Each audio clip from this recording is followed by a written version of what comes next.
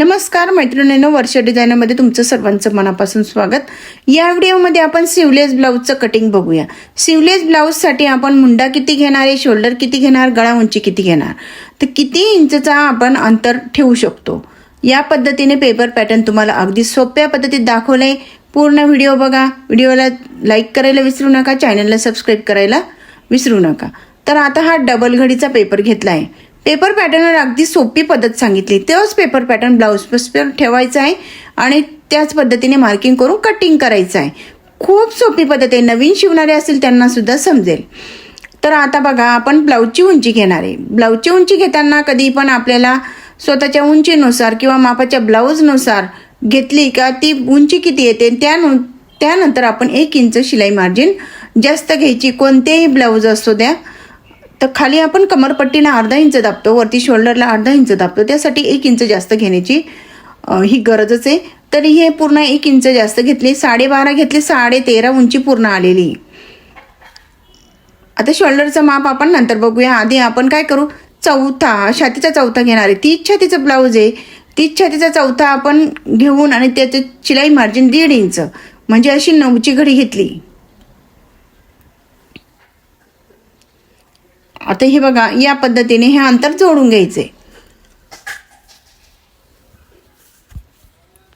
अंतर जोडल्यानंतर पूर्ण चौकोन बॉक्स तयार करून घ्यायचा आहे, म्हणजे मापे टाकण्यासाठी सोपे जाते। मुंड्याचं माप, गळाखोलीचं माप टाकण्यासाठी अगदी सोपे जाते। या पद्धतीने मापे टाकून बघा आणि शिवण सुद्धा करून बघा। जे नवीन बघणारे असेल त्यांनी चॅनलला अजूनही सबस्क्राईब केलं नसेल तर सबस्क्राईब करा। आता इथं शोल्डरचं माप घेणार आहे आपण। इथं छातीचा चौथा घेतला 9। आता इथं शोल्डर घेतलंय। आता शोल्डर हे शिवलेस ब्लाऊज आहे, इतर ब्लाऊजांना आपण 5 घेतलं तरी चालेल। इथं 4.5 घेतलंय आणि गळाखोली आपण 2.25 घेतली। जर तुम्हाला मधलं पोर्शन कमी हवं असेल तर गळाखोली मोठी घ्या, शोल्डर कमी घ्या। 1.5 इंच किंवा 1 इंचची पट्टी असते शिवलेस ब्लाऊजला, तर तुम्ही गळाखोली कमी घ्यायची, शोल्डर मोठं घ्यायचंय। आता मुंडा आपण 4.5 घेतलेला आहे।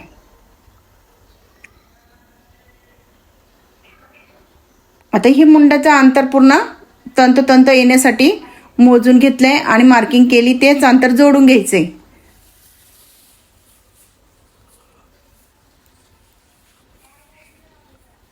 गळाखोलीचं माप, आपण गळा उंची आपली कधीही मोठीच असते। हे मागच्या हुकांचं ब्लाऊज आहे, त्यासाठी गळा पुढचा गळा मोठाच असतो। तर मुंडा कमी घेतला आणि पुढचा गळा मोठा घेतला तर काही फरक पडत नाही।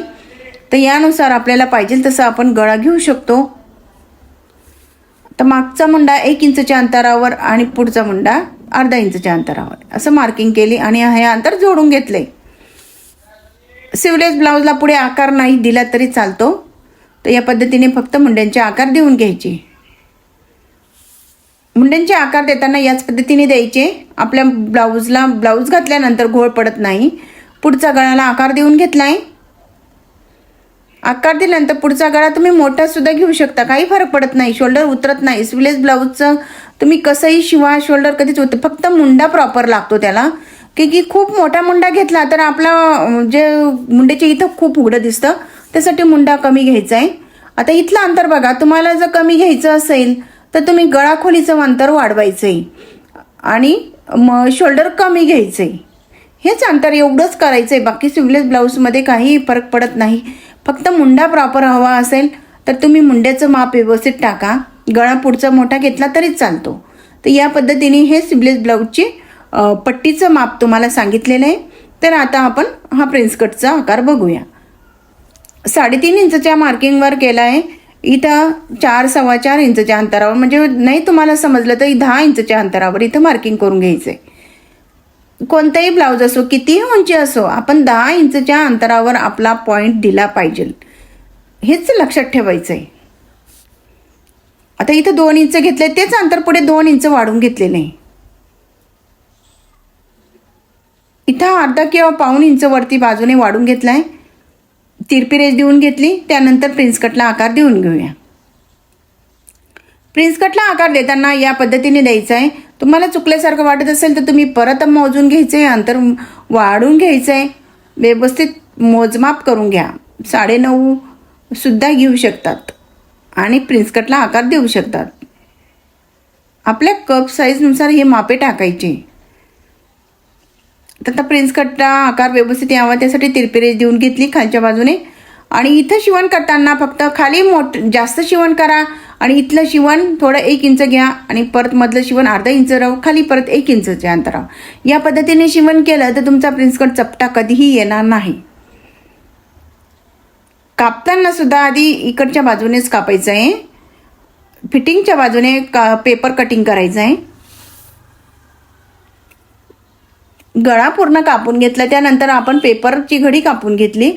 त्यानंतर इथं आपण मागच्या भागाला सुद्धा तेच माप दिले. ते कात्री देऊन घेतली. त्यानंतर हे एक्स्ट्राचं जे अंतर आहे ते कापून घेतले. त्यानंतर हे कमरपट्टीसाठी तिरपं कापून घेतलंय. आता प्रिन्स कटचा आकार आपण कापूया. तिरपी रेष दिली ती कापून घेतली आहे. त्यानंतर प्रिन्स कटचा आकार व्यवस्थित असा कापून घेतलाय.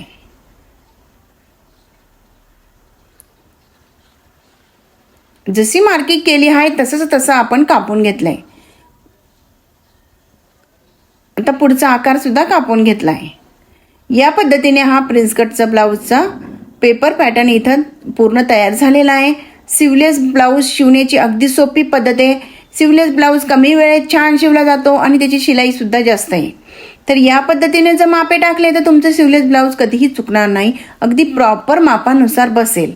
तर या पद्धतीने नक्की ट्राय करून बघा. तुम्हाला काही प्रॉब्लेम येत असेल तर मला नक्की कमेंट्समध्ये कळवा.